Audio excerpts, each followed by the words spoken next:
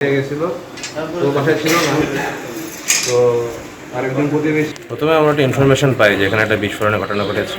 এটা হলো ধোকা ভিলা, আমাদের যে 5 নম্বর কুমড়া বাড়িয়া ইউনিয়নের একটা গ্রাম, এবং সাবেক চেয়ারম্যান মোহাম্মদ আশরাফুল ইসলামের বাসা। আমরা আসলাম, দেখলাম যে ওর বাচ্চাটা বোধহয় একটা ঘরে আটকা ছিল, আর উপরে ছিল গুলগুলি, যাকে বলে ফলস সিলিং। সেখান দিয়ে এক লোক নেমে বাচ্চাকে উদ্ধার করে যখন বেরোবে তখন একটা বিস্ফোরণের ঘটনা ঘটে। আমরা খবর পেয়ে আসি, এসে আমরা কিছু ককটেল সাথে জিনিস পাই, যেগুলো আমরা পানির মাধ্যমে এটাকে নিউট্রালাইজ করি। আর বেশ কিছু রামদা সহ দেশীয় অস্ত্রশস্ত্র আমরা পেয়েছি, ইনক্লুডিং একটা ম্যাগাজিনও পাওয়া গেছে। এখন আমাদের এটা খুব প্রাইমারি একটা অবস্থায় আছে, আমরা অনুসন্ধান করছি। এখন আমাদের সিজার লিস্ট হবে, আমাদের বর্তমান যে চেয়ারম্যান আছে বা মেম্বার আছে, পাবলিক আছে, তাদের সাক্ষী গ্রহণ হবে, যেটা কিনা আমাদের সিআরপিসি এবং পিআরবি অনুযায়ী আমাদের যে কর্মসূচি। এরপরে আমরা পরবর্তী আইনানুগ ব্যবস্থায় যাব। প্রাথমিকভাবে আমাদের এখানে ইনফরমেশন আসলো, আমরা কিছু ককটেল পেয়েছি, যেগুলো আমরা কনফিসকেট করেছি এবং ওটা নিউট্রালাইজ করা হয়েছে।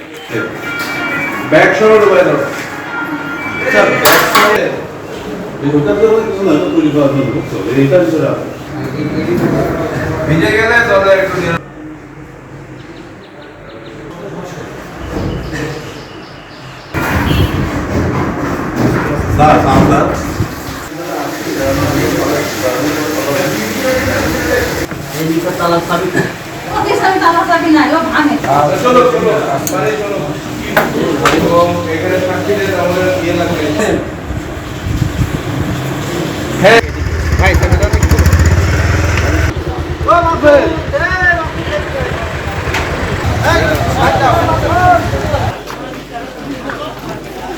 দেখবেন না, জিনিসটা একদম ভিডিও করবেন। ওই যে শান্তি গেঞ্জামের কোনো শেষ নাই, ঢুকে যাবে। বেবু স্যার আরো একটা ব্যাগ।